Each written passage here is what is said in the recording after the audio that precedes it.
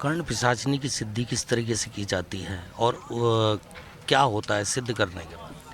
कर्ण पिशाचनी एक ऐसी साधना है, एक ऐसी पिशाचनी की है कि अगर उसको साधना करें तो जो भी साधक है उसे कम से कम 15 दिन पहले नहाना धोना सब बंद करना पड़ता है और 40 दिन की साधना रहती है। उसके बाद में कर्ण पिशाचनी आपके कान में भूत भविष्य और वर्तमान बता देती है।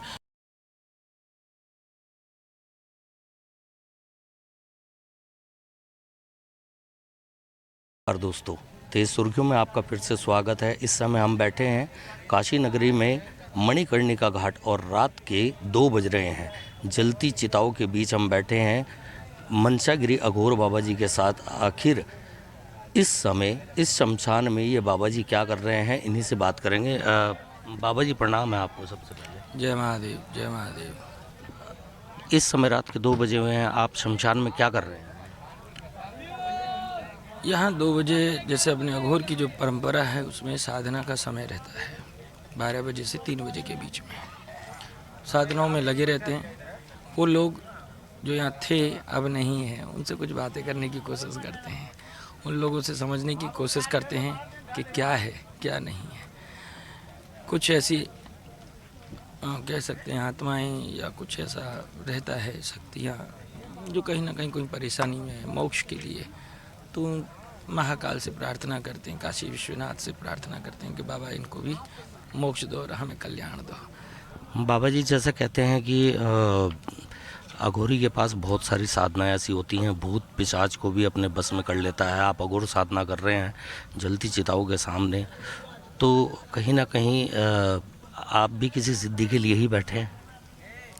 सिद्धि, हाँ आप अपनी भाषा में कह सकते हैं, बाकी सिद्धि हमारा विषय नहीं है, हमारा साधना हमारा विषय है। साधना करते हैं उस महाकाल को समझने का कि मौत से परे क्या है, मौत से परे झांकने की, या कह सकते हैं कि मैं कौन हूँ, इस सवाल के जवाब की तलाश में कि कौन है हम, क्या हैं, क्यों हैं, किस लिए हैं, कैसे हैं, क्यों भेजा हमें, क्या कर रहे हैं हम, हमें क्या करना चाहिए, वो जानने की कोशिश तलाश। अघोरी एक तरीके से कह सकते हैं आज का वैज्ञानिक है अपनी विषयों का, वो जानने की कोशिश करता है साधना से। उसकी जो भी गुरु परंपरा होती है उस गुरु परंपरा में जो उसको बताया जाता है, सिखाया जाता है साधनाओं से, उसमें हर तरीके की दिव्य अलौकिक जो शक्तियाँ हैं उनसे संपर्क बनाने की कोशिश होती है। पैरानॉर्मल जो एक्टिविटी होती है उन एक्टिविटियों को समझने की कोशिश करते हैं, बात करने की कोशिश करते हैं क्या है उस दुनिया में और क्या नहीं है इस दुनिया में, और क्या है इस दुनिया में और क्या उस दुनिया में नहीं है।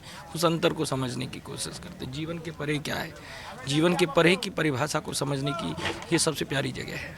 महाराज जी, अगर बात करें कर्ण पिशाचिनी या मुवक्किल, कर्ण पिशाचिनी की सिद्धि किस तरीके से की जाती है और क्या होता है सिद्ध करने के बाद? कर्ण पिशाचनी एक ऐसी साधना है, एक ऐसी पिशाचनी की है कि अगर उसको साधना करें तो जो भी साधक है उसे कम से कम 15 दिन पहले नहाना धोना सब बंद करना पड़ता है और 40 दिन की साधना रहती है। उसके बाद में कर्ण पिशाचनी आपके कान में भूत भविष्य और वर्तमान बता देती है। लेकिन कर्ण पिशाचनी को वही करेगा जो बिल्कुल शमशान में रहेगा, घर गृहस्थी संसार से उसे कोई मतलब नहीं।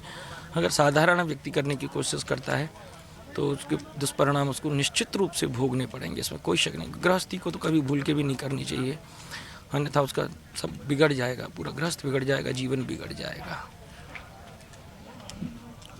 चुड़ैल, डासनी और जिंद, इनमें क्या फ़र्क है?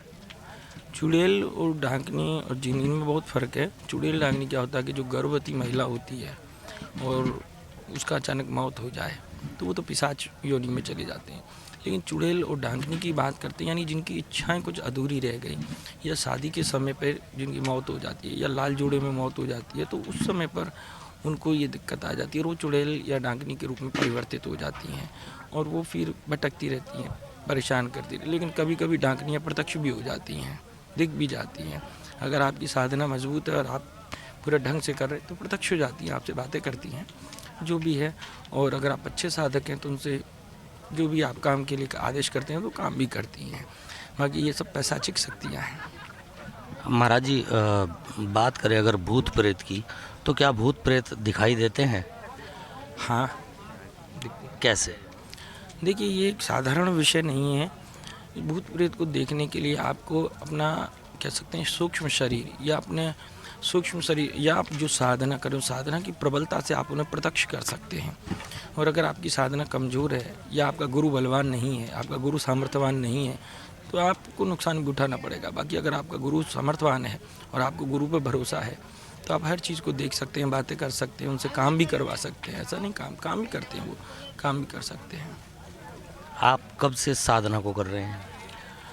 मैं तो 2012 से हूँ और आज 14-15 वर्ष होने को जा रहे हैं।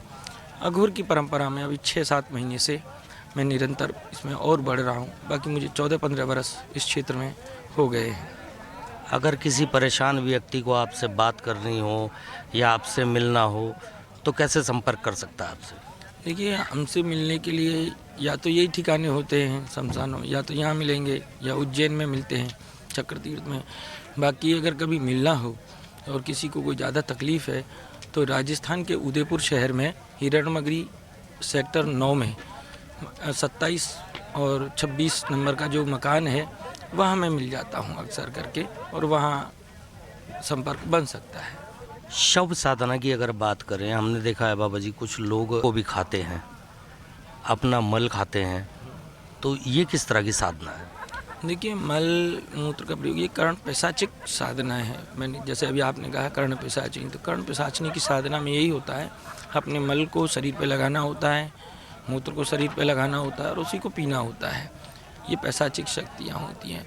बात नहीं मुर्दों को खाने की, तो यहाँ भ्रांतियाँ भी हैं, खाते भी हैं, नहीं भी खाते हैं, दोनों ही बातें हैं यहाँ पे। चलिए, जो लोग हमारी वीडियो देख रहे हैं, हमारे चैनल को सब्सक्राइब करें, लाइक करें और हमारी वीडियो को शेयर करना ना भूलें। तब तक अगली वीडियो हम बनाएं, जब तक के लिए आप सभी दर्शकों को जय श्री महाकाल।